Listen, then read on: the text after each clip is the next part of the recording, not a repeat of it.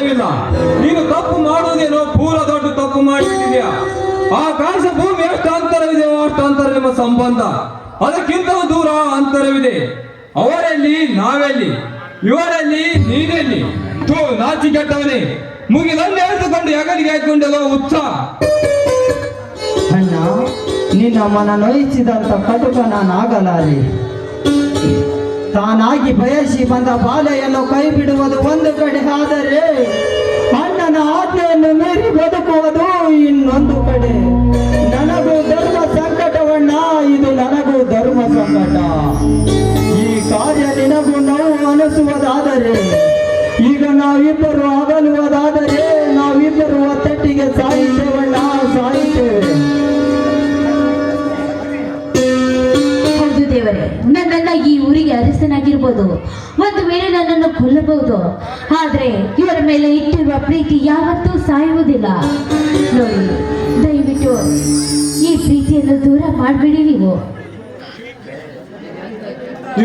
ಇಂಥ ಕೆಟ್ಟ ಆಟ ಮಾಡಬೇಡ ತಾಯಿ, ಆಟ ಮಾಡಬೇಡ. ಇದು ಒಳ್ಳೆಯದಲ್ಲ. ನಿಮ್ಮ ಅಣ್ಣ ಊರಿಗೆ ಕೆಟ್ಟ ಮನುಷ್ಯ, ನಾವೆಲ್ಲ ಅವನ ಸೇವಕರಂತೆ ನಡೆಯಬೇಕು. ನಿನ್ನ ಈ ಹುಚ್ಚುತನ ಅವನಿಗೆ ಏನಾದ್ರೂ ಗೊತ್ತಾದ್ರೆ ನಮ್ಮ ವಂಶವನ್ನೇ ನಾಶ ಮಾಡಿಬಿಡ್ತಾನೆ ತಾಯಿ. ನಾನೇ ಮಾಡಲಿ. ನೋಡಿ, ನಮ್ಮ ಪ್ರೀತಿಯ ಮುಂದೆ ಅವನ ಶೂರತನ ಯಾವತ್ತೂ ನಡೆಯೋದಿಲ್ಲ.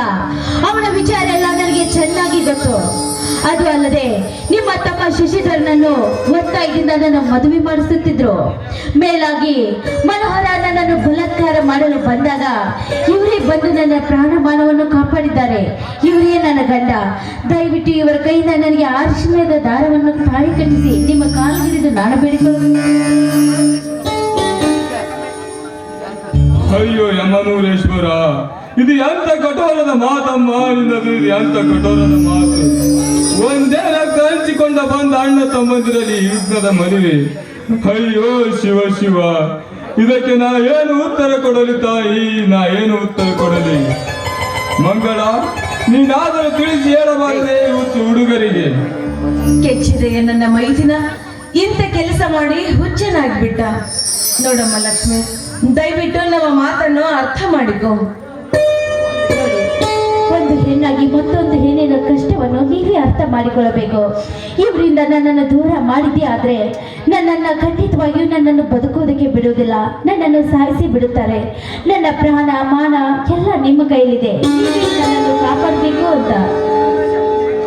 ಒಂದು ಹಣ್ಣು ಉಳಿಸಲುವಾಗಿ ಇಡೀ ಮರವನ್ನೇ ನಾನೇ ಕಡಿಲಿಕ್ಕೆ ತಾಯಿ.